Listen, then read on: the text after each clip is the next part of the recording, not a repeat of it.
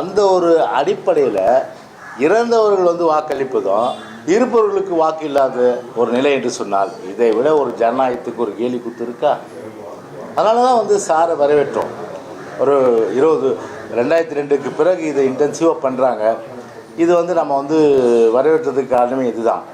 உதாரணத்துக்கு டி நகர் தொகுதியில், தியாகராய நகர் தொகுதியில், அந்த தொகுதியை பொறுத்தவரை கிட்டத்தட்ட வந்து பல பேருக்கு வந்து பார்த்திங்கன்னா அந்த இடத்துலே இல்லை. கிட்டத்தட்ட வாக்குகள் எல்லாம் இல்லாத ஒரு அது இது ஆளே இல்லாத சூழ்நிலை வாக்குகள் இருந்தது சொன்ன உடனே எவிடன்ஸோடு கூட கூட்டம் உயர்நீதிமன்றத்துக்கு. உயர்நீதிமன்றம் சொல்லி எலெக்ஷன் கமிஷன் வந்து பெட்டிஷன் கொடுத்தது. நாங்கள் வந்து தீவிர திருத்தம் நாங்கள் பண்ணும்போது இதை நாங்கள் கவனத்தில் கொடுறோம்னு சொல்லிட்டு ஒரு டைரக்ஷன் கொடுத்தாங்க. ஆர்கே நகரில் 44,000 ஓட்டில் 31,000 ஓட்டை வந்து நீக்கியிருக்காங்க. தேர்தல் கமிஷன் நாங்கள் வந்து ரெப்ரசன்டேஷன் கொடுத்த பிறகு இப்போ தான் சமீபத்தில் 31,000. அப்போ ஒவ்வொரு தொகுதியும் கோர்ட்டுக்கு போக முடியுமா? நான் கேட்குறேன். 234 தொகுதியும் கோர்ட்டுக்கு போக முடியுமா?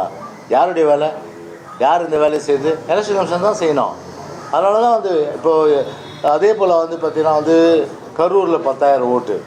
பொதுச் செயலாளர் ரோட்லேயும் பார்த்திங்கன்னா இறந்தவர்கள் குடிபெயர்ந்து நிரந்தரமாக இல்லவே இல்லை. அவங்களும் அங்கே இருக்கிற ஒரு நிலைமை, அதையும் வந்து சரி செய்யலை. இப்படி ஒவ்வொரு தொகுதிக்கும் பார்த்தீங்கன்னா இந்த மாதிரி ஒரு அவல நிலை வந்து இருக்கிற ஒரு சூழ்நிலை. அதெல்லாம் வந்து ஒரு எலெக்ஷன் கமிஷனை பொறுத்தவரை ஒரு சரியான ஒரு நேரமாக இந்த ஸ்பெஷல் இன்டென்சிவ்யூஷன் தீவிர சுருக்குமுறை திருத்தத்தை வந்து எடுத்திருப்பது ஒரு நல்ல விஷயம். எனவே ஒரு வெளிப்படைத்தன்மையோடு உண்மைத்தன்மையோடு வாக்களிக்கின்ற அந்த உரிமை எல்லோருக்கும் இருக்கணுன்ற அடிப்படையில் இந்த முயற்சி எடுத்திருக்கிறத வரவேற்கிறோம். ஆனால் இது எதுக்கு வந்து போய் திமுக வந்து பயப்படணும்? ஏன்னா கள்ள ஓட்டு போட்டு பூத்தை வந்து கேப்சர் பண்ணுறதும்,